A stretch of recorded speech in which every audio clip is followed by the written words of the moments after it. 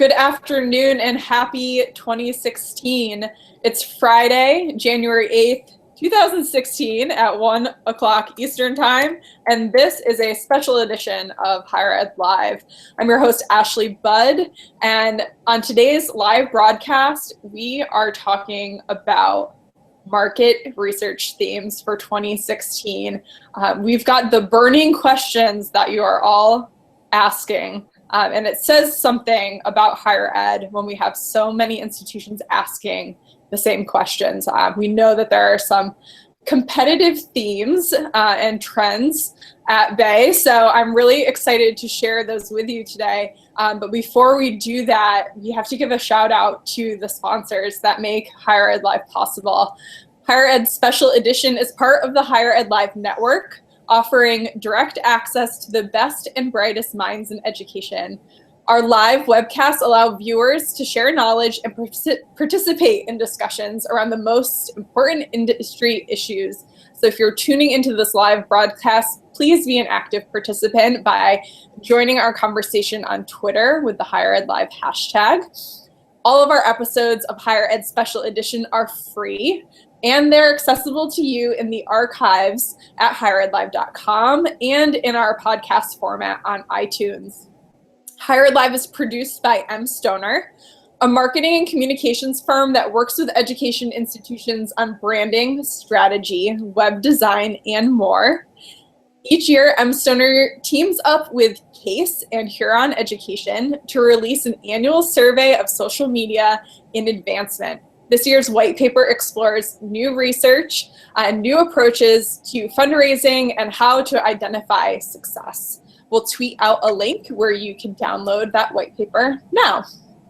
And I'm going to do that right now because I didn't schedule it like I usually do.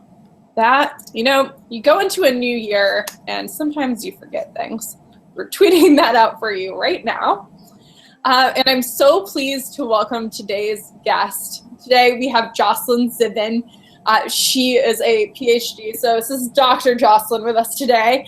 She's director in Huron's higher education practice, leading the constituent research group. She brings 20 years of experience in higher ed from her roles as vice president of marketing and communication, full-time faculty member, and senior consultant to over 100 academic institutions in a wide range of strategic issues. She specializes in marketing and brand management, strategic and competitive positioning, market research, and market planning.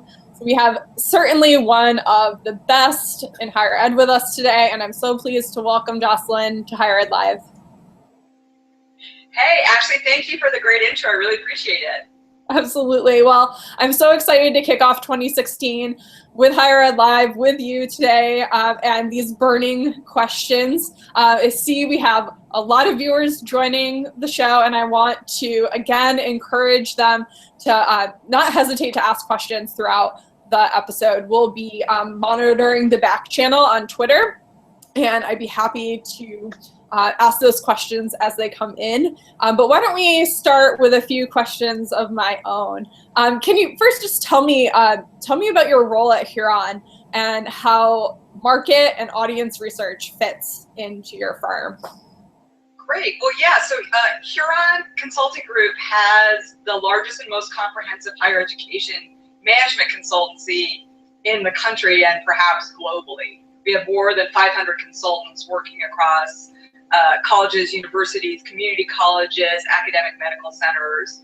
And as a comprehensive consultancy, we work with institutions on, every aspect of the way in which they exist and relate to the market and fulfill their mission. So we work on operations, on budget, on strategy planning, on student lifecycle management, on competitive positioning and market planning, which, as you mentioned, is sort of one of my specialization areas.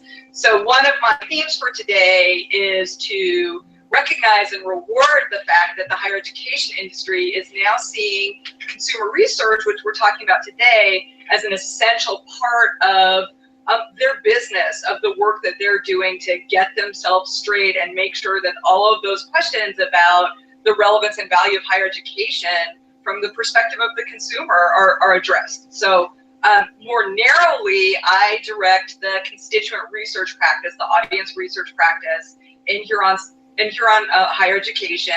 And so we conduct, all of the primary research with all of the constituencies whose opinions and decisions and points of view, bear on the success of institutions. So can we first talk about custom market research and how that might differ from what I think a lot of our viewers are coming from, from a marketing background. It seems like we've got a much broader scope here. So let's really define this custom market research that we're going to be talking about. So custom market research is anytime you are staging a formal conversation with the market, asking people to tell you what they think, what they would do in various scenarios, why they're doing what they're doing. So, universities are accustomed to working with lots of data of all different kinds that gives insights into what's happening in the market. Custom market research is really about very deliberately staging that conversation through a variety of techniques. The most familiar ones, obviously, being surveys and qualitative kinds of design like focus groups, in-depth interviews, that kind of stuff. As it relates to marketing, that's a really, really important question and something I'd love to talk about today. The changing role of how the term marketing and the relationship to the market is defined in institutions. I would say marketing folks are very involved in this conversation about alignment with the market and are using the insights from market research to drive their in-market communications, their social media, etc. But as I really hope to reinforce today, the questions and the issues, fundamental business and product market definition questions are more central than ever before, certainly to the kinds of inquiry we're doing here. Sure. So I think one of the things that I hear often from my colleagues is, especially those who work in maybe a central communications office, is we have so many constituents, we have so many audiences. Is there a particular audience is it a prospective student audience, a current student audience, an alumni group? Do you have a specialty in the market that you are working with, or do you really offer services for these different constituent groups that we're trying to reach out to? Yeah, what all of those audiences have in common is they're the people who are voting with their wallets and their feet and their opinions about any given institution and about how that institution compares to others. So we really work across the spectrum of those constituencies. I would add in, employers are increasingly a focus of concern, making sure that the output from universities in terms of graduates and what they can do is relevant and aligned with what people who are in the hiring space want to see. So it's all about, universities are no longer able to be sort of inoculated from the market and sort of decide for themselves what the right thing to do is, as was the case 200 years ago. And I'm, trained as a historian, so I think about these things longitudinally. Universities now are, and I'm talking about the most prestigious branded institutions in the country, as well as those who have been in the business of serving adult students and non-traditional students. All of them, no matter where they sit on the brand spectrum, are now aligning around the fundamental product and business and value proposition. And to get that right, you have to be in touch with all of those consumers, those buyers. Yeah, I think that's, when you think about it as where you sit and what your competitive advantage is in the industry, I think it's easier to say it's all of our people rather than, oh, I really need to spend my time focusing on this group, or we're getting a lot of requests from our advancement office, and what is that market saying? If you think about it, where your institution sits collectively in the industry, I think it's easier to internalize how all of those constituent groups impact the institution together. Right, and for any particular question, burning question, there's going to be an audience of particular concern or two, right? So it's not like you have to ask every question of every audience, but it's really important to think about their perspectives, their behaviors towards your institution as being part of an integrated whole. It really isn't that you have on one side sort of research funders and on the other side, students and parents. The world is demanding that higher education really be buttoned up, that any given institution really have its act straight in terms of thinking through the interrelationships of all of those audiences and all of those points of service. Excellent. Well, I'm excited to hear the burning questions, but I have a few other points of clarification that I want to ask you about. And because I sit in a role, in a primarily digital role at Cornell University, a lot of times I'm asked to glean through big data.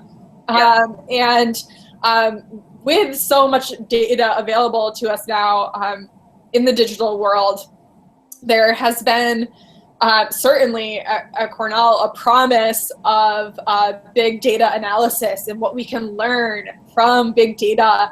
And so I want to make sure we're distinguishing our conversation between custom market research and what might be available to us in big data analysis. So what I want to ask is, why are colleges and universities investing in surveys, in focus groups, in interviews, in this kind of custom audience research if we have all of this big digital data available to us? Yeah, I mean, so the short answer is that right now, and you have a really expert point of view on this as well. Right now, all of that data, that giant fuzzy bag full of disparate kinds of data, is very smart, or can be smart at telling us kind of what people are doing in terms of certain behaviors, but not why they're doing it.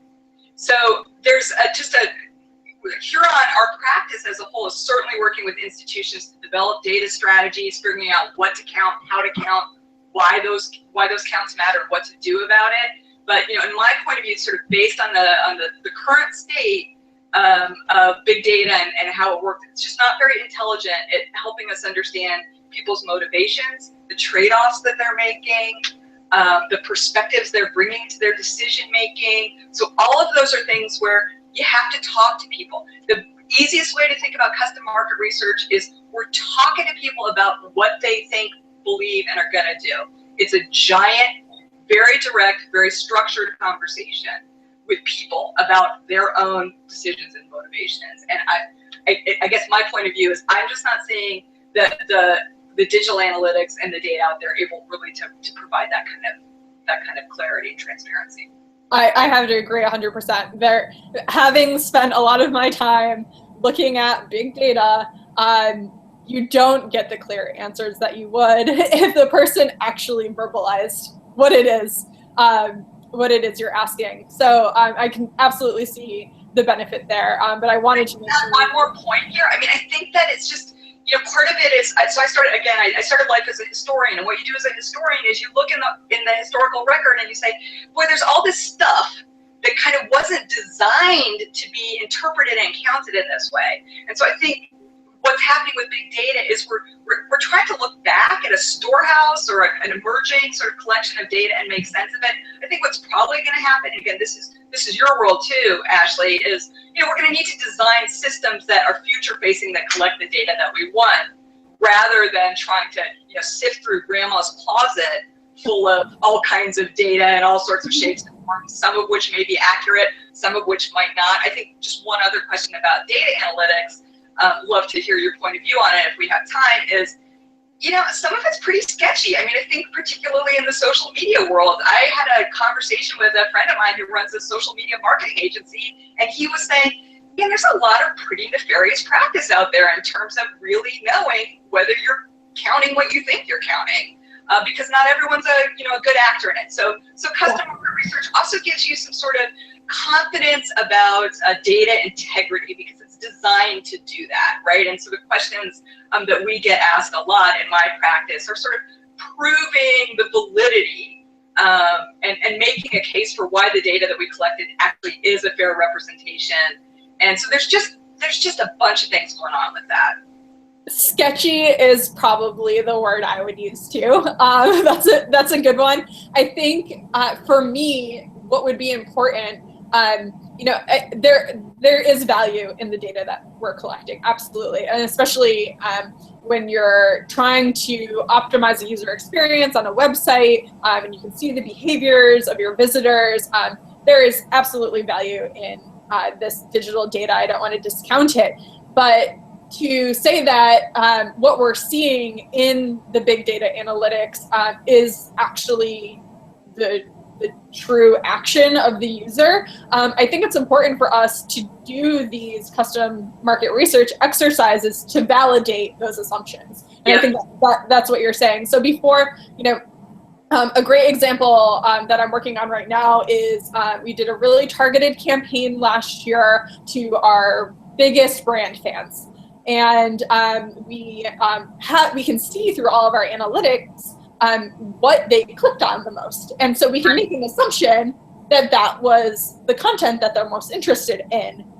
Right. But it's an assumption. And so if we were to create a new campaign for this year, which of course we will, would we just go based on, well, they clicked on a lot of those videos, so we should do more videos. That's what they want. Or should we ask the audience what it is they want? Maybe it's not. Maybe they want something. Maybe there's other content that you don't have up there yet that they would prefer, right? Maybe it's the best. I'm sure that your content and your ideas are excellent, Ashley. But you don't know.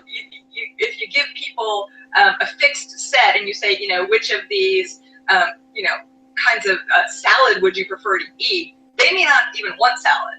Yeah. So we have to make sure that we're open enough, and I think that custom research can help with that. But it all works together. I think the point that I'm taking from this is that you need a combination of these different kinds of indicators and data, and you have to think really in an integrative and creative way about how they all fit together. Great.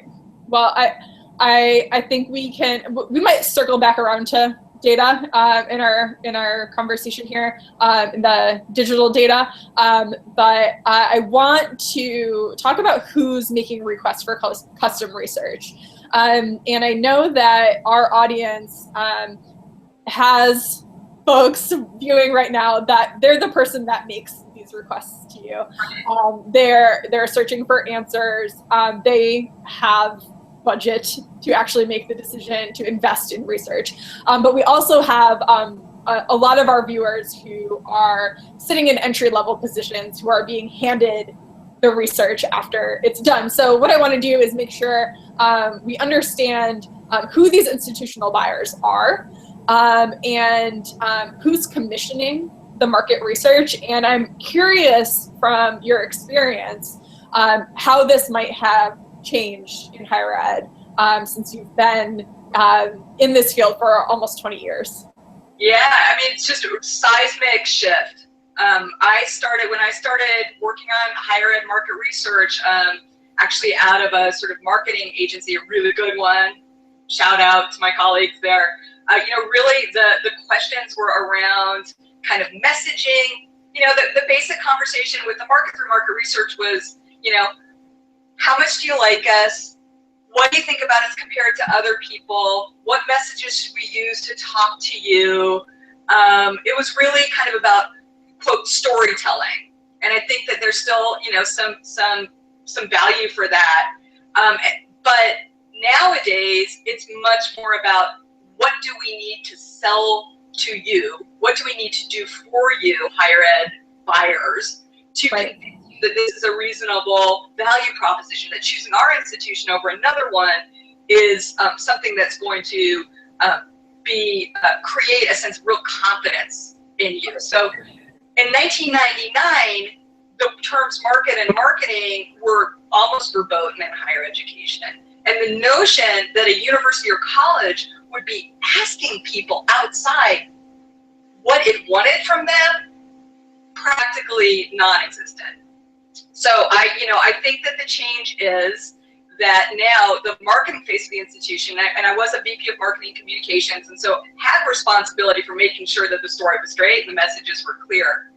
But it's really much more about a negotiated conversation with the market about what they want from the institution.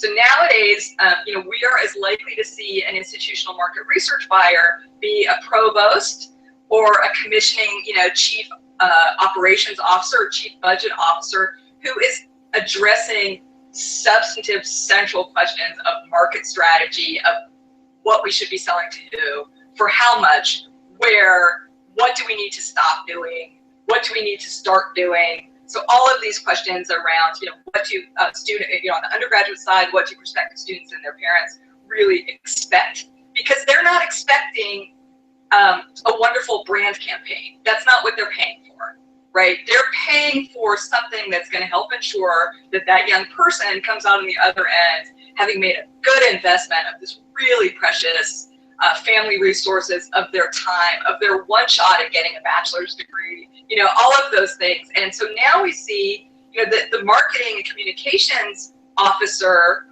may still be the sort of commissioning agent of market research, but he or she is very much sort of serving as an emissary for a much more integrated and important leadership, perspective at the institution. So the marketing person who's commissioning the research is bringing these fundamental product, price, market questions on behalf of the dean, of the provost, of the president, and all these other people. So the smartest, chief marketing officers that I know now, they're sitting very close to the business. They're not working just on communication strategy.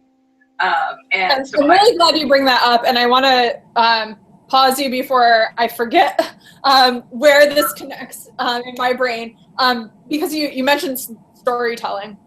And I think when I attend conferences, communication conferences, there is so much dedicated to storytelling and content generation, ideation. And, for me, I know our institutions have plenty of content. We have more stories to tell than we could possibly ever tell. And a big aha moment for us at Cornell last year was rewiring ourselves to stop thinking about content in its own, wouldn't this be fun to share, kind of a strategy, to rewiring our brains to think about what is the offer that we're giving. And in that offer, what does an engagement package look like? What are the stories we're going to tell in this offer? What's the delivery method?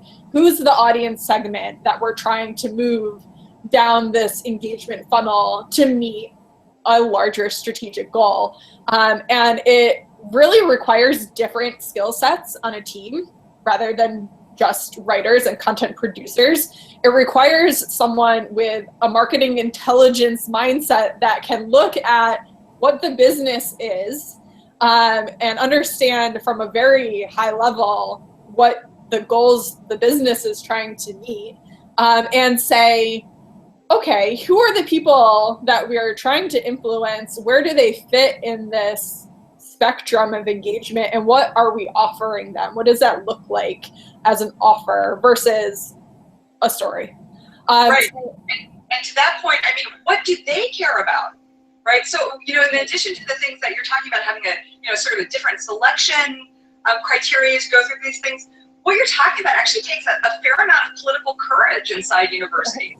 Because you need to go, and this is like, we could talk about this for hours, right? You need to be able to say, hey, well, it may really flatter Professor X, to have his research promoted, and I may be getting some pressure, from the dean to make sure our faculty feel like their research is promoted, et cetera. If that's irrelevant to a particular kind of conversation you need to have with the market, that's not the place for it. So I think one of my major concerns about the sort of storytelling paradigm, when it's just informed by what the institution wants to tell you, is that it reflects the institution's self-concept rather than the market's interest. Right. So I think that the most fail-safe way to address that is to bring powerful custom research data that says, hey, it's not my Joselyn Zivin's opinion that we should talk about X rather than Y. We asked people what proves to them, what's the proof of concept that this institution is doing what it needs them to do for it. And this data is telling us what people really want to know. So just as an example, it was a little, we did some alumni research for a very prestigious university, like probably one of the first couple that comes to your mind.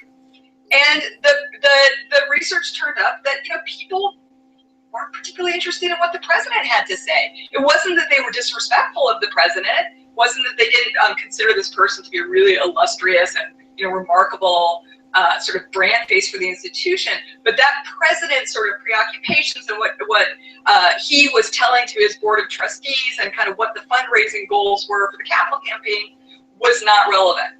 That was not what was going to provoke people to share their time and energy and wisdom. And so just, to kind of carry this example a little bit further, this was an institution like many, most, probably, hopefully all, that's starting to think about its alums, not just as being, people who respond to annual campaign solicitations and what should the messaging look like for that, but people who this institution wants to give their time, their, professional connections for students, their wisdom about product and program development. And when you start to think of those, that audience as being partners in some major sort of strategic initiatives, you got to be really, really clear that you're not just yakking at them about stuff that's important inside the president's office.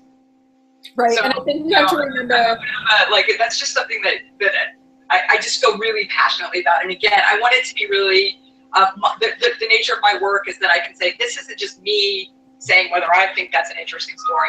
I've talked to them. My team has talked to the market about what they want to hear. Right, and I think we have to remember as communicators, we're offering a service on behalf of the institution, and that has to be audience-centric.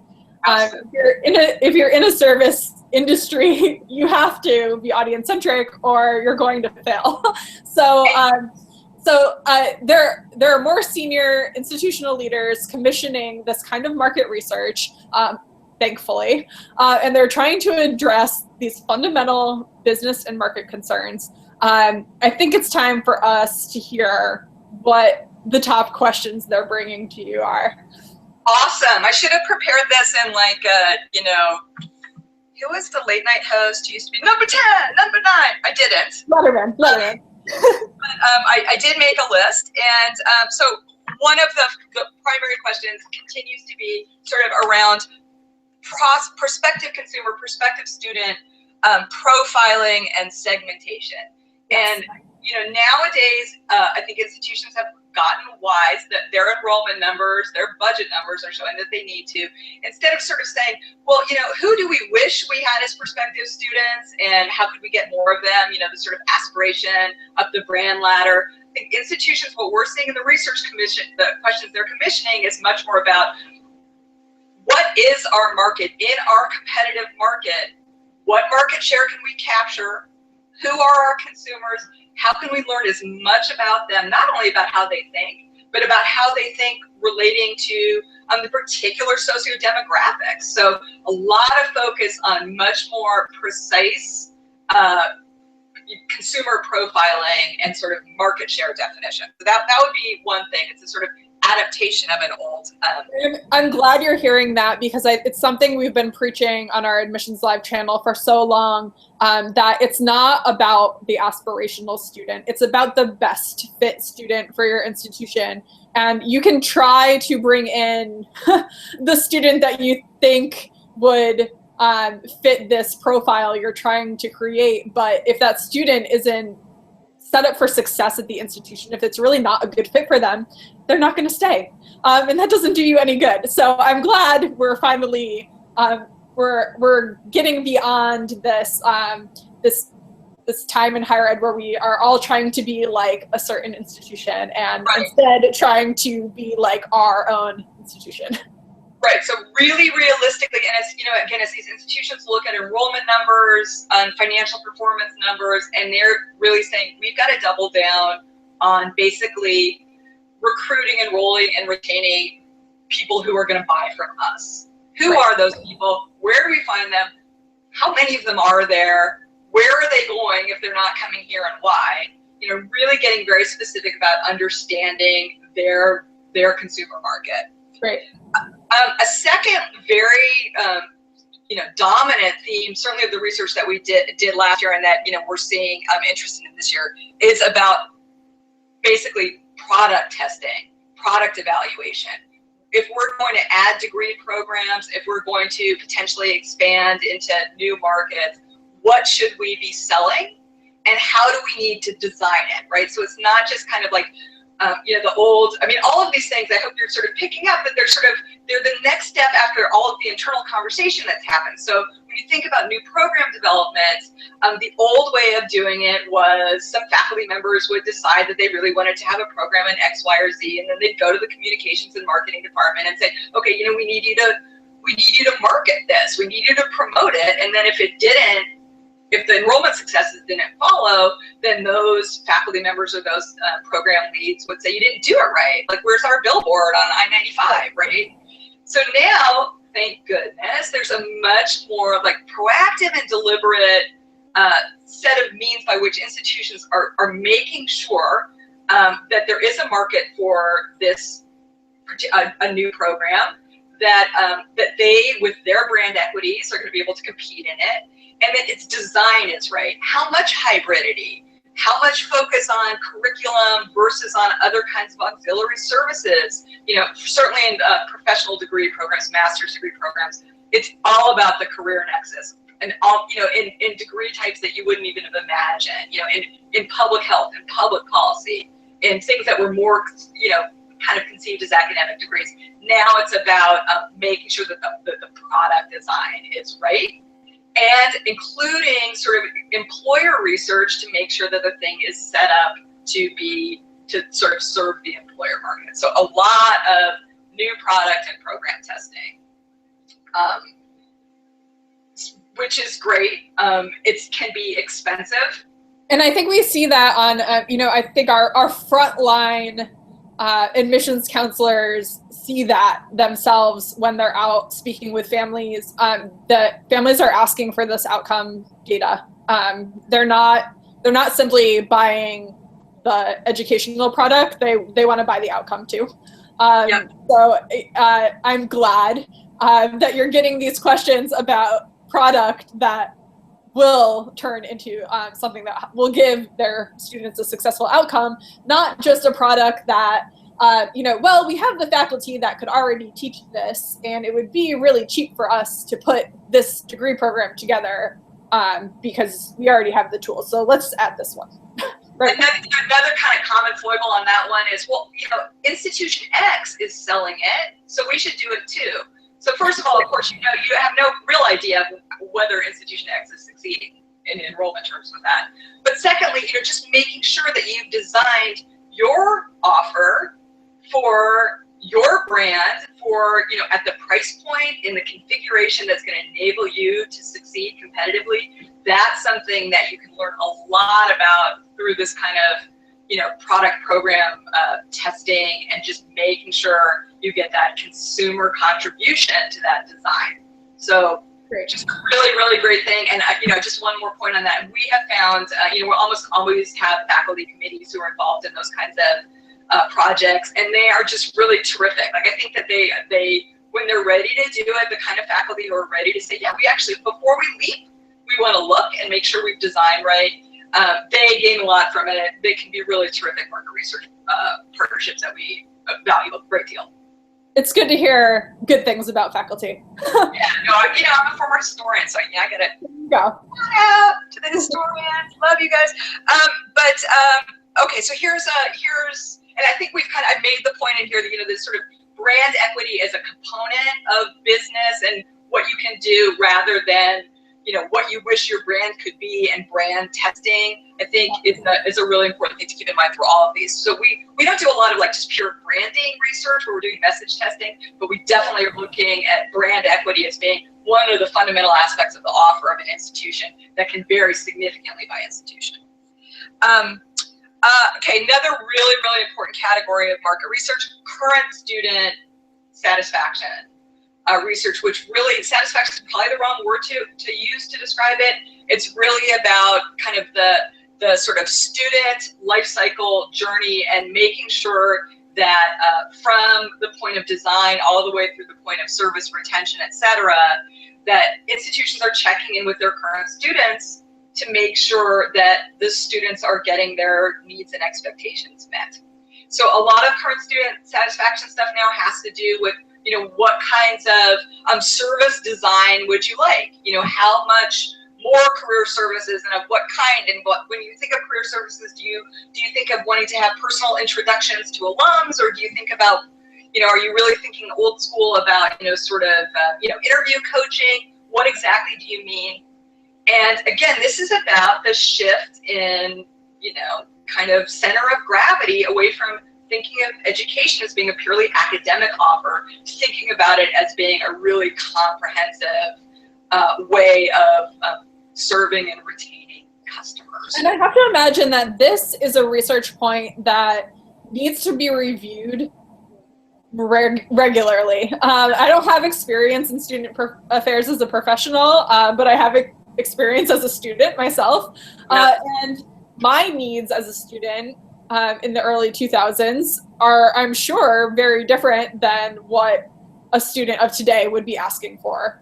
So I'd be curious how many institutions are doing this at this kind of research at the pace that it should be done, because of the influence of technology and the changing kinds of resources that students expect.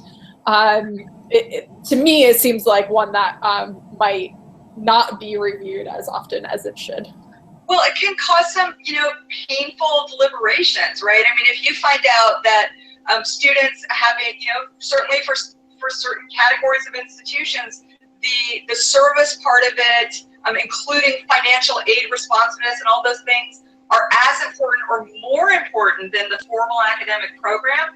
Now, all of a sudden, as an institution, you're grappling with the fact that, gee, we spent all our money hiring tenured faculty, and now there's this huge amount of, expectation around these other kinds of, services. And so I think that this kind of research can be really helpful in prioritizing what to do first. So I like to think of it really constructively as saying, there's all kinds of people endeavoring to serve students across the university. They have collectively 50 different ideas about what could help, what would make the most difference, biggest bang for the buck. Hey, why not ask students where they're feeling the pain points and start with that, right? It's just a really great way to get broad-scale voting, kind of polling on what to tackle first. And in these resource-constrained environments, that's the name of the game. There's a lot of things. Institutions are well-meant. They want to provide students with what they need. Unfortunately, they're kind of out of whack, and in terms of how they've made those investments in the past, they're carrying a lot of habit and legacy, and there's only so much to go around to do new things. So I think that this kind of research is really important. I think another really interesting aspect of it, it's kind of back to the big data, is the way in which we're working with institutions now to integrate that kind of survey learning into customer relationship management, CRM systems, and making sure that there's kind of, while respecting the individual level kind of name of students, we don't want to certainly with market research, we want to preserve the integrity of people's, anonymity and confidential participation. But there's just a lot of really interesting stuff, evolving stuff about how we can use this sort of student opinion, current satisfaction data, along with other kinds of institutional and CRM produced data to create a much more holistic picture. That's really interesting. And you mentioned something that I don't think we kicked off this conversation with, but it's such an important point, that the outcome of this kind of research is the ability to prioritize. That is so huge, and I just wanted to make sure we highlighted that. It is, and bless them. I mean, these institutions have been around for a long time. If you were starting from scratch, right, and you're sort of going in saying, okay, we have this investment capital, how are we going to spend it? It probably today wouldn't look the way that it did when these institutions came of age. So, but we recognize, because at Huron, we work with established universities, hundreds of years old, 30 years old, whatever, it depends. But we really do understand the trade-offs that they're considering, and we want to bring this consumer perspective to help drive those decisions. Great. So we talked a little bit already about alumni research having turned towards a much broader assessment of the kinds of involvement that alums want to have. We're doing some really interesting stuff at Huron around that. We did a major project last year for another very prestigious institution that was trying to think through what the right design would be for a whole kind of continuing education offer to alums. So this institute, the term they were using was sort of alumni university. And it was really going to alums and saying, hey, you know, part of our promise to you is that you're going to be able to avail yourselves of your relationship with the university as a learner throughout your life.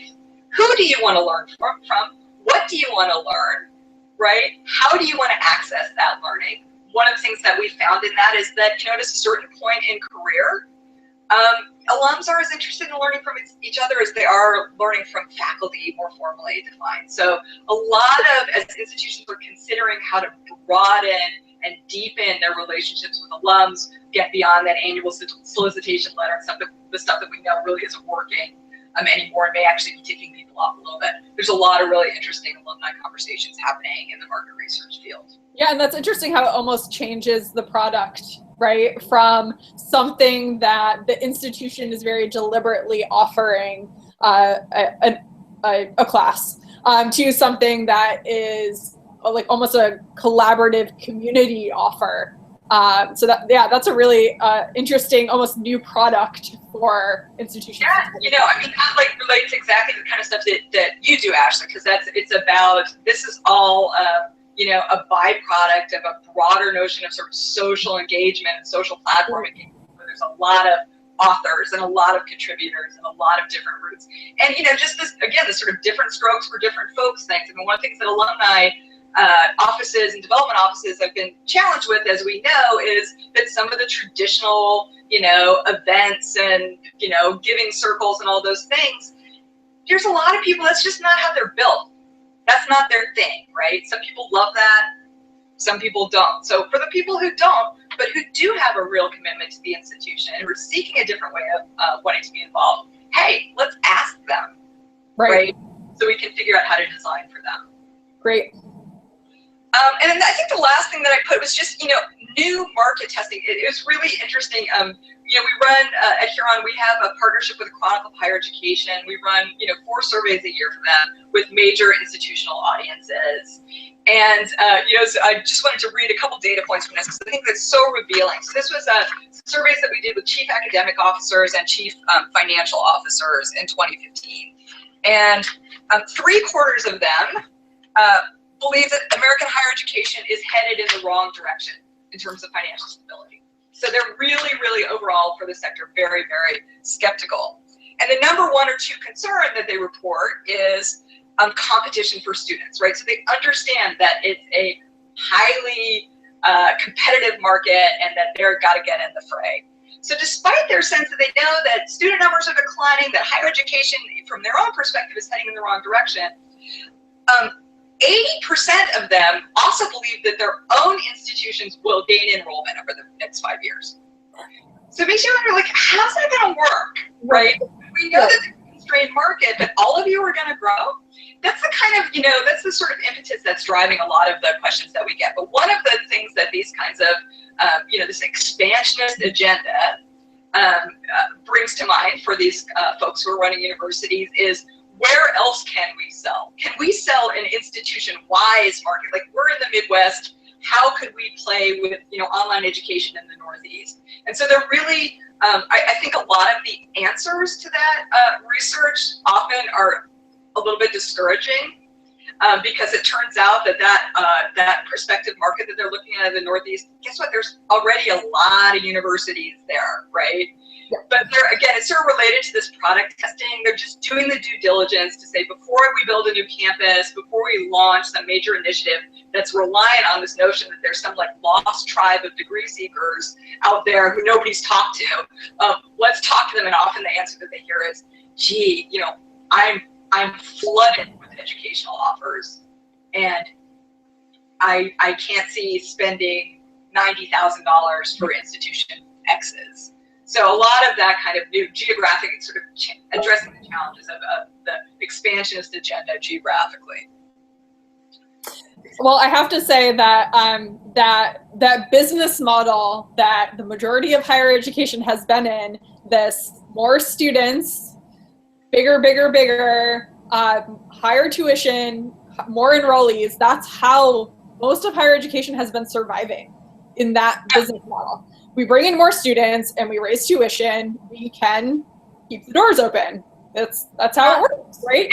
And it was from coming into higher education as a young professional in enrollment, that scared, it took me a few years to actually understand the business that I was in, but that scared the daylights out of me. And once I started seeing especially the tuition trajectories that are just completely ridiculous and unsustainable, I thought to myself, maybe it's time that I go check out what's happening in these advancement offices, because if there's anything that's going to save us, it's a shift from this bigger, larger model to something that an advancement office might be able to stabilize. And so hopefully we're figuring that out with some new strategies on this side of the house. But and to hear the feedback that you get from your own research, that people are aware and they're wary, but they're still not convinced that it's going to happen to them, is still, it's still very telling about where our industry is, and the leadership that a lot of these institutions have, and the models that they're operating in. So, I'm interested to see how it all plays out, because it's going to play out, right? Like, in my career, it will play out. Yeah, it's gonna, and one spins on this. Another one of the data points from this chronicle work we did was that all these institutions, many of which were traditional four-year institutions, public, private, now think that they're going to get into serving non-traditional students, right? Who they, many of them had not really been built to serve.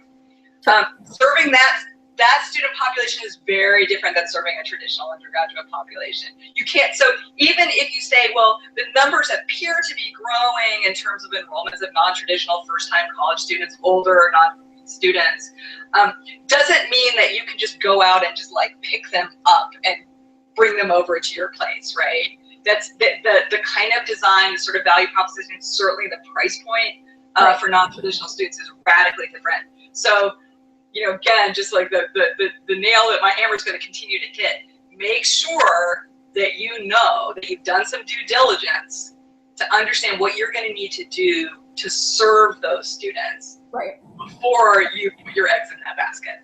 Absolutely. It's often a lot more than you thought as an institution that you're going to have to get into.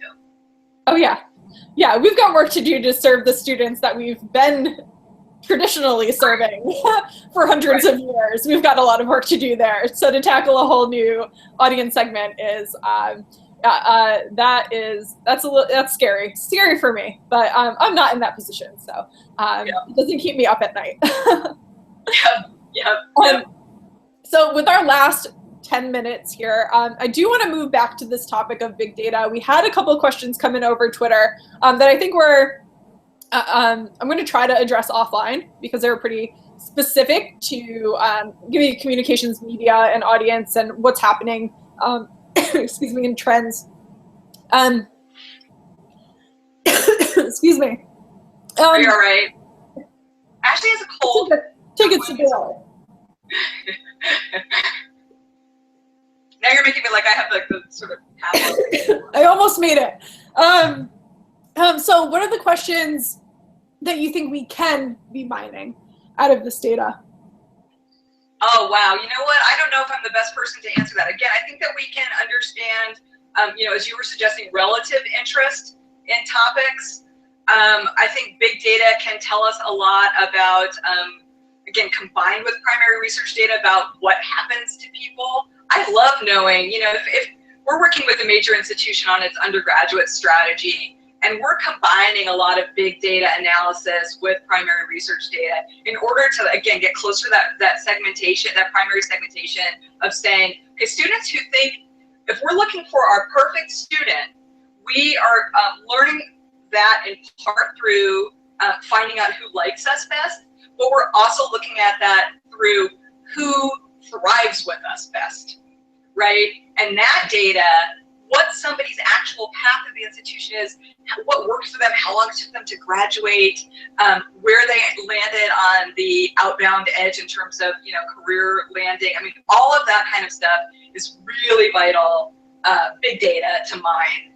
In terms of again, I'd sort of throw it back to you in terms of sort of evaluating communications in the digital sphere.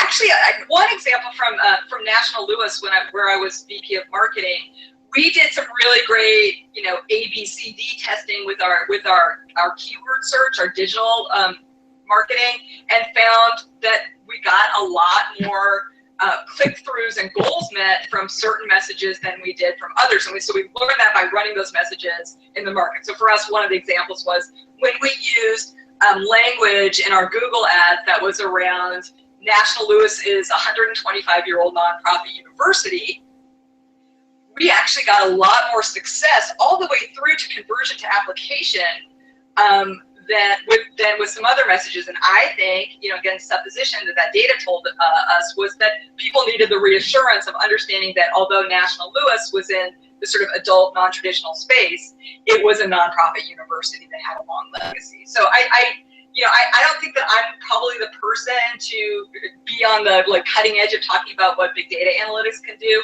but I definitely just want to give a shout out and a respect to all of those people who are trying to work through those questions. Well, I think that, the point that was spot on there is that you have to test that data. It can't just be something that gets dumped into a dashboard for you and you can take it as true or as the best result, right? I don't think we have many folks out there saying that, oh, this is how many people visit my website, that just must be the best that it can be. No, you do want to do things like A/B testing, and you want to try to validate that big data that's coming in. So I guess maybe I'll rephrase the question. And for our institutional planners who are tuning in, what do you think the relative investment could be between this data analytics that they have access to relative to the other market research methods? Part of that has to do with how much it costs to do the sort of data analytics that you need to do. I mean, again, as we talked about, a lot of institutions don't have the sort of primary apparatus set up. They haven't thought about what to count.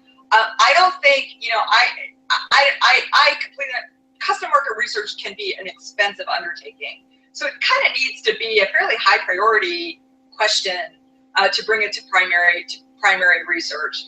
I think that there's a lot that institutions can do to sort of install sort of mini customer research mechanisms. I think a lot of institutions are doing interesting stuff with that. But depending on the size and scale of your institution, you could be making a $200,000 a year investment in primary market research, or you could be a more modest institution that's got one shot a year with $35,000 and needs to just pick the most high value, high need question to get addressed. But I would say that if you aren't doing it at all, if you haven't, again, staged a formal structured conversation with your consumers about what they need and want from you, if you're not doing that regularly and it's been years since you've done a real prospect study or a real alumni study, my sense that you really have your finger on the pulse of how those folks are looking at you and relating to you, it's not good. So I don't know if that helps. I think it does. And, so if you're tuning in and as you're going through these burning questions, one of them is a burning question of your own, it's probably time to act on that, right? Absolutely. And let me put it this way. Before you start sinking money into something, and I don't mean the market research, I mean the product that you're developing or the service you're considering or the programs that you're going to sunset in order to start these new ones, make sure you've talked to the market. Great. So, any final advice for our listeners? The higher ed community has certainly turned out for us today. And as they're thinking about market research matters, any tips, words of wisdom for them moving forward? I would just, it's a bit of a rallying cry. I just encourage folks to empower themselves to ask these questions inside their institutions. Don't be, whether you're a new assistant director in career services or the most senior communications officer, your job, if you're facing the market, helping an institution face the market, is make sure that that conversation with the market is happening. And so I just encourage you, if there's a time when you guys are in an internal conversation and it occurs to you, boy, we really probably need to ask the people we're trying to serve what they think. Advocate for that point of view. However it gets done, empower yourself to, again, sit close to the business and be part of the solution seeking, not just part of the kind of sitting and waiting and sort of, patching over things and hoping it all works out.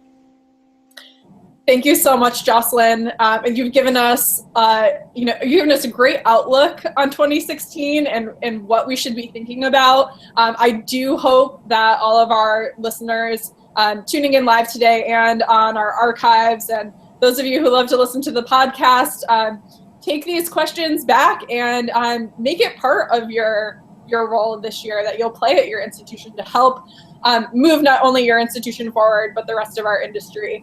So I want to thank you, Joselyn, for tuning in and being with me today. And thanks always to our program sponsor, M. Stoner. I want to give a shout out to the rest of our lineup coming up in January for Higher Ed Live. We've got some really fantastic episodes coming in for you, starting with our Monday Admissions Live 2016 kickoff with Chris Dorso. He's going to be delivering the state of college admissions with Scott Jasek from Inside Higher Ed. It's always a pleasure to have him on. And then on Tuesday with Advancement Live, we have an episode about millennials and advancement with Andrew Gosen. We'll be bringing you a branding episode on Marketing Live next Thursday with Amy Jorgensen. We've got Tony Duty delivering a really fantastic episode about legal issues in student affairs. That's a new one for us, and I'm excited to hear about that. So much happening, again, with Admissions Live later this month, and Nicole Lentini. She's doing a social listening episode for admissions office, for your admissions office. There is a lot of chatter happening about your institution out there, especially right now, this time of year. So she's going to give you lots of tips and tricks for how to listen to those prospective students. And then at the end of the month, January 27th, don't miss Student Affairs Live with Heather Gasser. She has a really important show, College in the Crosshairs, how to address preventing gun violence on our campuses. So if you're in the higher ed space, we have something for everyone this month on Higher Ed Live, and I hope you'll tune in. Thanks again for tuning in. Have a great weekend, TGIF, everyone. Ditto.